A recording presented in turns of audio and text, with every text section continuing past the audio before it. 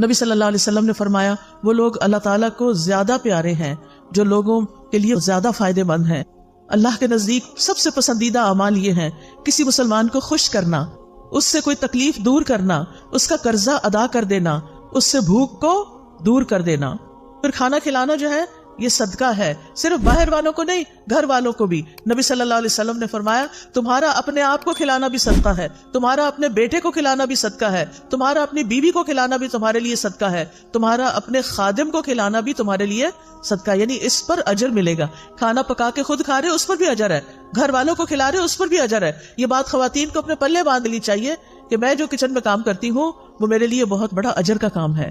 کیونکہ عام طور پہ ہم کہتے ہیں یہ کیا مصیبت ہے، میں ہی پکاتی رہوں، اس کو مصیبت نہ سمجھیں، یہ اجر کی بات ہے.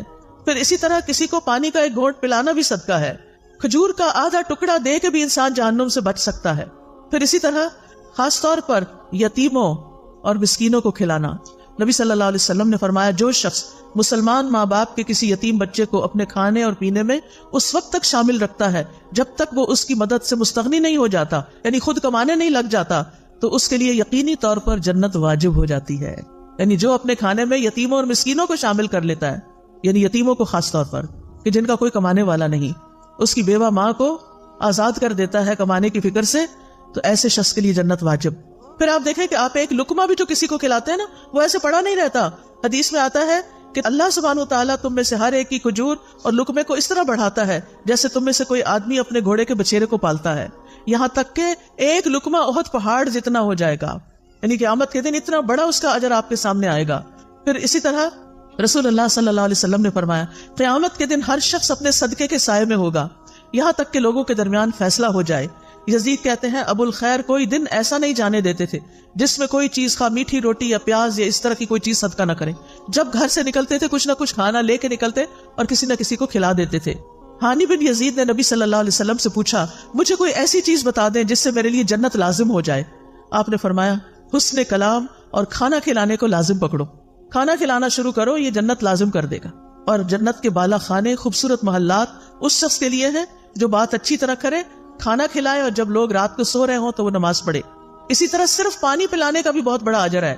نہ صرف یہ کہ انسانوں کو بلکہ جانوروں کو بھی. آپ کو یاد ہے کہ وہ ایک عورت جو ویسے بہت بری عورت تھی لیکن اس نے ایک کتے کو پانی پلایا تھا کنویں سے نکال کے، تو اس کی وجہ سے اس کی بخشش کر دی گئی تھی. پھر اسی طرح آپ دیکھیے کہ کوئی شخص اگر کسی کو ہدیے میں چاندی یا سونا دے یا مشکیزہ دے یا کسی کو دودھ پلا دے تو یہ ایسا ہے جیسے غلام کو آزاد کر دے. اب سونا چاندی دینا تو بڑا مشکل ہو گیا ہے کیونکہ بڑا ہی مہنگا ہو گیا ہے، لیکن دودھ پلایا جا سکتا ہے غلام کو. اور دودھ پلانا ایسا ہے جیسے ایک غلام آزاد کرنا. آج کل غلام بھی نہیں ہے، اور خالص دودھ اگر کسی کو آپ پلاتے ہیں تو اور بڑا اجر ہے. تو ایسے معاملات میں دل کو کھلا کرنا ہے. ہم یا تو کچھ کسی کو کھلاتے نہیں یا بہت بڑی دعوت کرتے ہیں اور اس میں اسراف کرتے ہیں. اعتدال میں رہیے، جو میسر ہے جو خود کھاتے ہیں وہی کھلاتے رہیے، دوست کو، احباب کو، مہمان کو، رشتہ داروں کو، ہمسایوں کو، نوکروں کو، تو انشاءاللہ اس سے اجر ثابت ہو جائے گا. اب آخر میں ایک چھوٹا سا واقعہ سناؤں گی.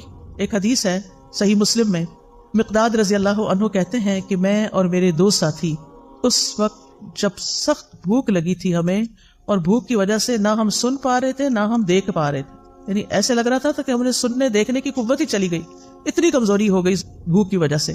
ہم خود کو رسول اللہ صلی اللہ علیہ وسلم کے صحابہ پہ پیش کرتے رہے کہ ان کو بتائیں کہ ہمیں بھوک لگی ہے، لیکن کوئی ہمیں بطور مہمان قبول کرنے پہ تیار نہ ہو سکتا ان کے اپنے گھر میں کچھ نہ ہو. پھر ہم نبی صلی اللہ علیہ وسلم کی خدمت میں حاضر ہوئے، آپ ہمیں اپنے گھر لے گئے. وہاں 3 بکریاں تھیں. نبی صلی اللہ علیہ وسلم نے فرمایا تم لوگ مشترکہ طور پر ہم سب کے لیے ان کا دودھ نکالا کرو، یعنی تم بھی پیو ہم بھی پیئیں گے، سب مل کے نکالو. ہم ان کا دودھ نکالتے اور ہر شخص اپنا حصہ پی لیتا، اور نبی صلی اللہ علیہ وسلم کے حصے کا دودھ اٹھا کے رکھ دیتے کہ جب آپ تشریف لائیں گے تو آپ بھی پی لیں گے. آپ رات کے وقت تشریف لاتے، سلام کرتے، کسی سوئے ہوئے کو نہ جگاتے اور جاگنے والے کو سلام سنا دیتے، یعنی آہستہ سے سلام بول دیتے. پھر آپ مسجد میں تشریف لاتے، نماز پڑھتے، پھر واپس آ کر اپنے حصے کا دودھ پیتے. رات کو آپ دودھ پیتے تھے. آپ رات کو تشریف لاتے اس طرح کہ جو سوئے ہوئے ہیں ان کو جگاتے نہیں تھے. ہمارے یہاں تو کیا ہوتا ہے کہ بیوی بیچاری تھک ہار کے سوئی بھی ہو، اب مرد خود بھی آتا ہے لیٹ اور پھر ساتھ 2-4 مہمان بھی لے آتا ہے، وہ کہتا ہے کہ اٹھو اب ان کو کھلاؤ. تو یہ زیادتی والی بات ہے، ایسے نہیں کرنا چاہیے. اگر مہمانوں کو لانا ہے تو پہلے سے بتائیں، اور پھر ان کا انتظام ایسے ہو کہ کسی سونے والے کو جگائے.